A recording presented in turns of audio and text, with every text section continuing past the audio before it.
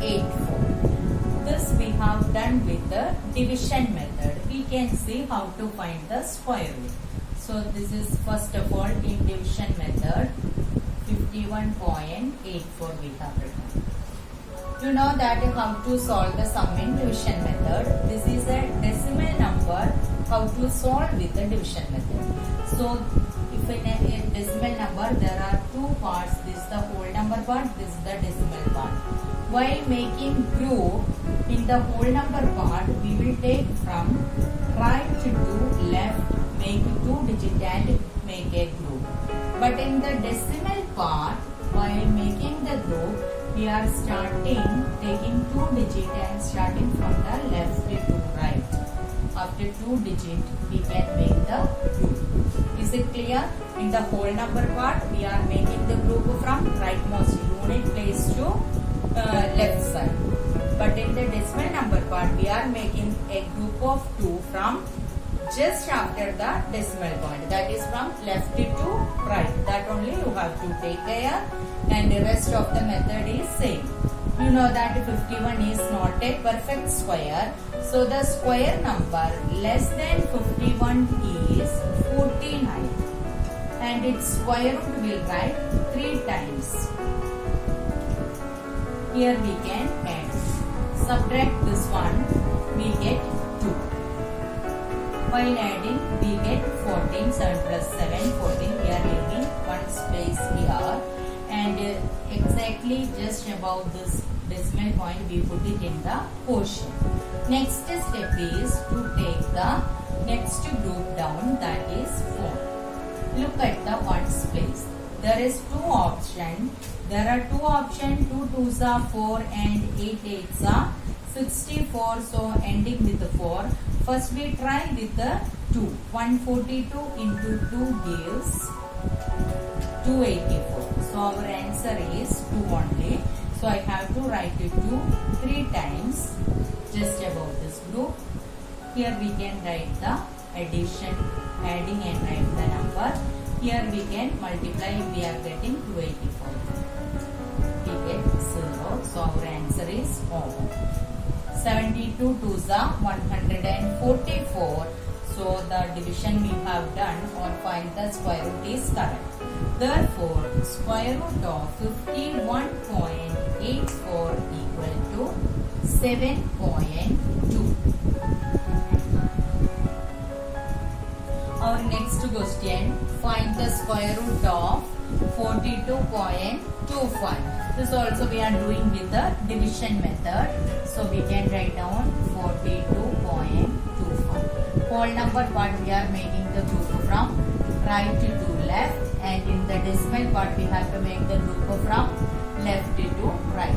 There is only 2 groups. So in the square root we have 2 digits. 42 is not a square number. So we can take the square number less than 42, that is 36. We can subtract, we get 6 here. Write the square root 3 times 6. Divisor also. While adding, we get 12. We are putting a blank over here. Next step, put the decimal on the quotient. Then take the group down. It is 5. 120. We are writing 5 here. So multiply with the 5. We get a 625. So write 3 times. And 625 will write it here. We are getting 0 as reminder. If we are adding this one, we get 130. That is the double of 65. That means square root of 42.25 equal to 6.5.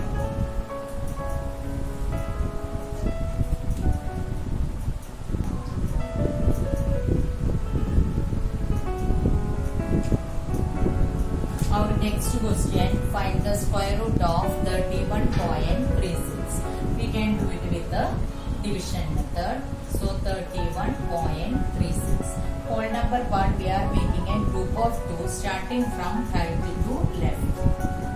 And the decimal part we are making a group of 2 starting from left to right. Now check whether 31 is a perfect square or not. 31 is not a perfect square. So the square number less than 31 is 25. And we can write the square root 3 times. While subtracting we get a 6. While adding this we are getting 10 and leave a space. And the same decimal put it in the quotient. Then comes this group down. Then 6. We have two options. 4 4s are 16 ending with the 6. Similarly 6 into 6 36. It is also ending with the 6. So we can try with the 104 multiplied by 4. Which number we are writing? With the same number we have to multiply. So here we are getting 416 which is smaller than 636. So we can try with 106. So we get 636.